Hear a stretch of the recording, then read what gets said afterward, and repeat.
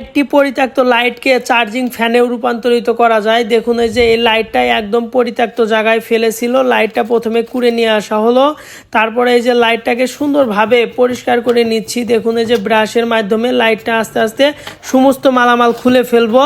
তো দেখুন এই যে এই লাইটটা শুধুমাত্র এই বাল্বটা ভেঙে গিয়েছিল, যার কারণে ফেলে দিয়েছিল। তো আমি সমস্ত মালামালগুলো খুলে ফেলতেছি।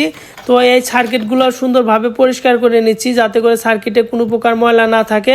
ব্যাটারিতে 6.61 ভোল্টেজ আছে। পুরাতন বাল্বটা ফেলে দিলাম, নতুন একটি বাল্ব ইনস্টল করলাম। তো ব্যাটারিটা ইনস্টল করে ফেলতেছি, আস্তে আস্তে সমস্ত মালামাল লাগিয়ে ফেলবো।